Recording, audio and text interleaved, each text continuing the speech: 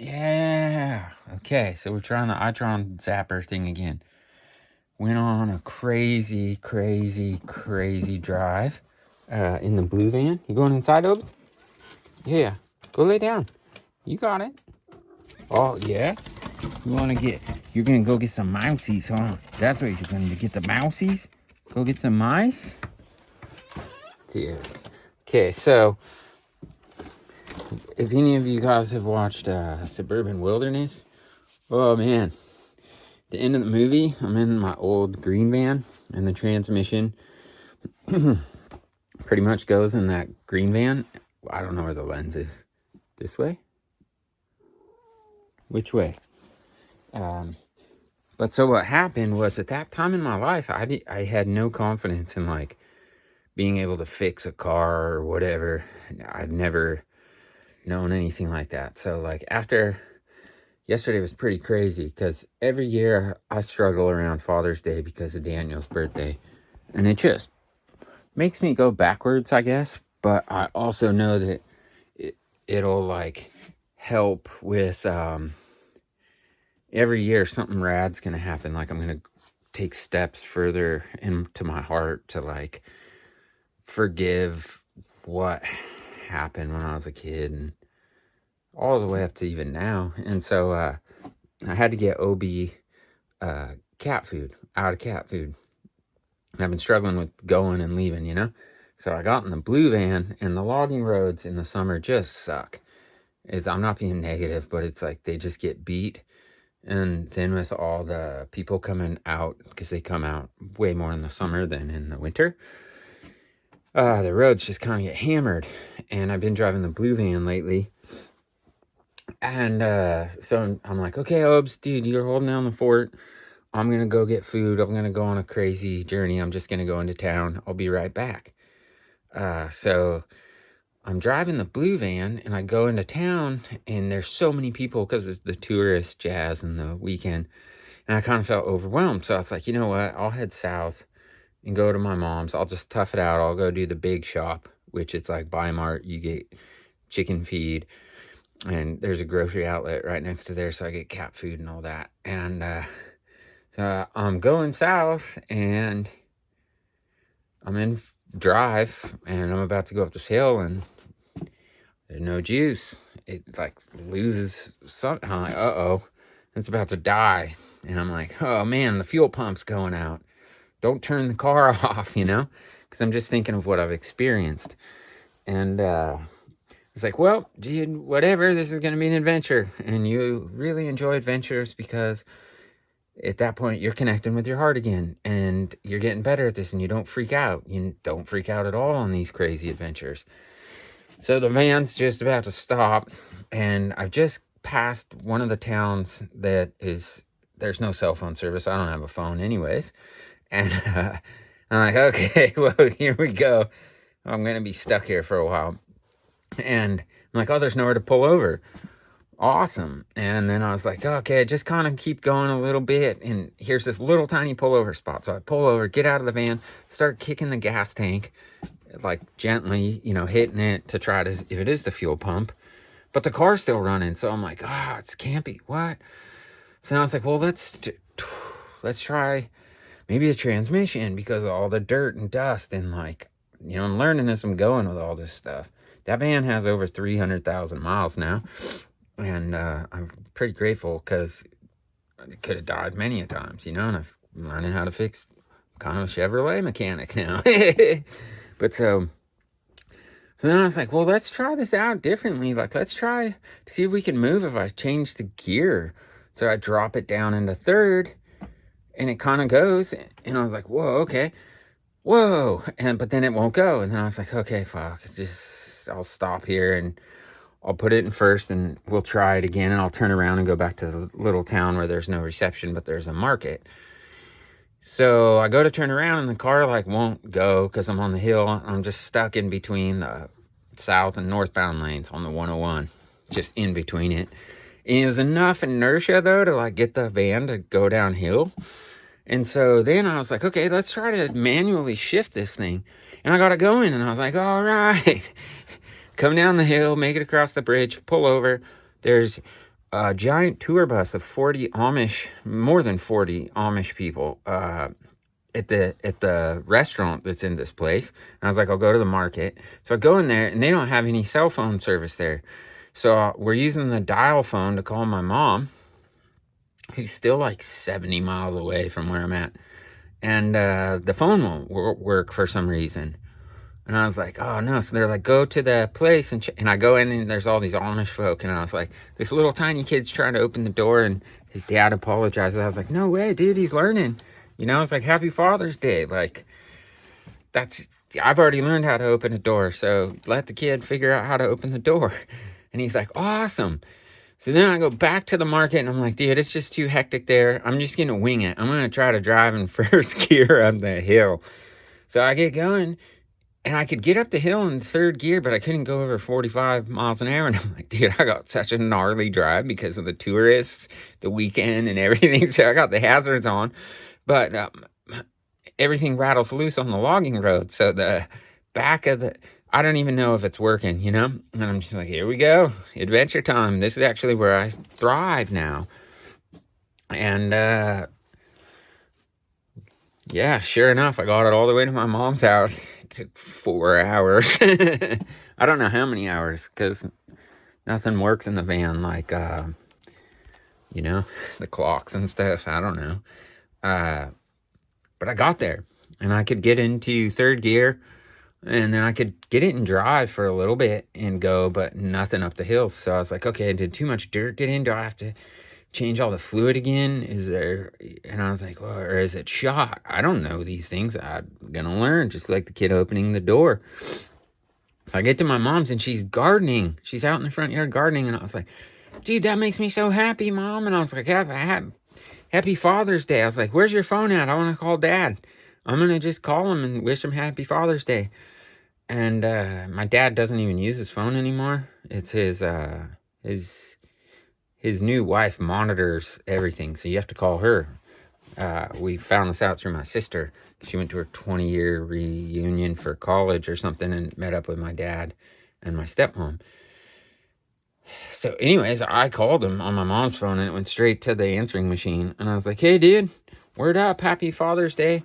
I just wanted to call and let you know this is crazy. Just like in the movie, when the transmission blows up, I somehow rolled into Mom's house. I've been sending you emails for quite a while, and I haven't really heard back from you. So I'm calling you from this phone to just say, you know, hey, man, it's all good. Like, whatever the beef is or whatever the issue is, just like, let's squash all of this. You know, I was like, you have a son. I'm your son. I'm 45 years old. And, it would be cool to spend some time with you, you know, before we're all too old. And like, I windsurf at the Village North, and I want to start windsurfing behind my house and at the place down south, and nobody windsurfs there. You're more than welcome to come up. And it felt so good. And I was inspired because I'd watched Buck and Billy Ray Smith on the members thing. I paid $10 out of the disability stuff to do his members thing. And he talks about all the stuff I've gone through my whole life. It's really neat. People that are sober, and like men that are real men. Because I was like accused my whole life of not being a man when I was a kid. And to be honest, I'm a man, you know? And that's me calling my dad and being a man about the whole situation. So I did it. And then it was cool because I got to tell my mom Happy Father's Day. Got to tell myself Happy Father's Day. And then the best thing ever was I got the van parked. I got the truck going. Switched things out. I got to spend some really quality time with my mom. And there weren't any of the headbutting things. And so she took me into town. We took her car. And it'll be a whole bunch of food because I can't afford it. It's $25 for cat food. So she got him 3 bags of cat food because she's like, he's my grandson. And I was like, well, your granddaughter's the chickens. Let's get them some scratch and stuff. So we did the Buy Mart Go. And I'm back in the truck. And I've kind of explained to people that are like, why do you have so many cars? And I'm like, well, I have to drive an hour down logging roads before I hit pavement. And it made me so happy to just be like, I can do this. I'm here. This is my home. Like, I'm not chasing anything anymore. I'm just experiencing what is. And that was really nice. And I talked to my mom about maybe doing the surf contest, and she wants to go to this one hotel that has books. That's like a theme hotel, and we haven't pulled the trigger yet because, my mom doesn't have a lot of money either. So I was like, okay, let's just remember that it's in September, and if I feel like I really want to do it, it'd be really cool because you'd get to watch me surf in a contest 45, and like, I think my sister's seen me surf once, and it was back when I was a drunk, and I was just this fat dude that was like struggling to even catch waves. I don't even know if I caught a wave when she was there, maybe a couple waves. It was right before I drowned, actually. It was the beginning of the change. But I was just thinking, my mom got to watch me surf the other day down at her house, and she had the stranger dude filming me from Oregon, and he was like, dude, that was rad, because I was the only guy out surfing a wave that not too many people surf, but some people surf it. And it was really cool because my mom was like watching me surf and seeing me do what I wanted to do when I was a little kid. And I was probably the only dude. People would make fun of me because I'd be reading surf magazines, in middle school. And it was all from when we went to California, and I caught that wave boogie boarding at Black's Beach. I was like, dude, surfing. I didn't want a boogie board. That was just my way into it. Now I don't think it matters. It's like, just get in the ocean because it's grandma nature's womb, And it's like, it's neat to talk to my mom about all that stuff, and I'm going to try to get her to come visit because she can't get down the hill, I don't think, but she's getting closer. She's been losing some weight, which I'm like really happy for her. And it would be cool though if she could get a place in town, like an Airbnb, and I can just go pick her up and then bring her out here, because I think she would really trip on her son, which is me, the master gardener that doesn't have to be in a master gardener class, but is master gardening. And that's her favorite thing. So it was really neat for me to show up at her house and see her out gardening, I was just like, so I want to show her this and be like, hey, look what, I got the same interests you have, and like, what can I do? Help me with this. So there's just been a lot of that letting go. And that was, so much of that was from that love that I felt from Obi coming back. And then when I got here today, there he is. And I was like, what are you doing, Dan? And he was so happy. You were happy, huh? And yeah, now we're back. Everything's back on track. And we can get back to the chores. The chores are like, there's so many chores when you live completely off grid, like an hour and a half away from a town. There's a lot of chores. So, yeah, I just wanted to let people know, because that video I posted yesterday, or whatever day that was, maybe yesterday. Who knows? That drive's so gnarly with the tourist season. Whew, it's crazy. But, yeah, I'm just going to settle back in at home. It's cold. It's always cold in the summer here because of the marine layer. But it's starting to burn off, and I think it's about 5 o'clock or 4 o'clock or something. So, yeah, I hope that, these videos are resonating with you, because I'm just trying to be as honest as possible about everything that I've experienced, so that hopefully it helps somebody that's could be in a similar situation as me, or people that have already been in the situations that I'm in can kind of help me out, like watching Buckin and the nice comments that the Cookie Monster leaves, and just like, all that stuff's huge. So yeah, the sun's shining right now through the trees. Yeah, okay, well, I have to go unload the truck. Couple days no Crizzle. My teeth are still rotten. Check out the bottom teeth from I kind of neglect, you know. uh, yeah. Have a good day. Lots of love to you, yours, everybody. I also thought the other day, people tripping out and everything on life, it's like, hey, we all breathe the same air.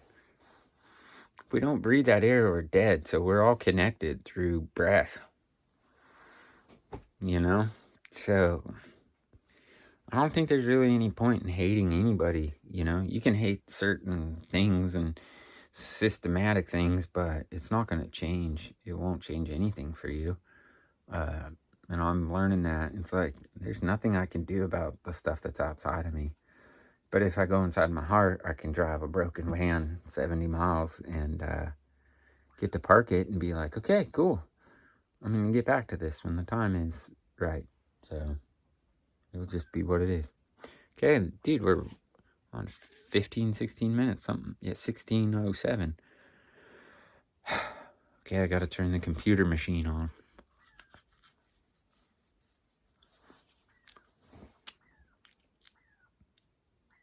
You hear the nature?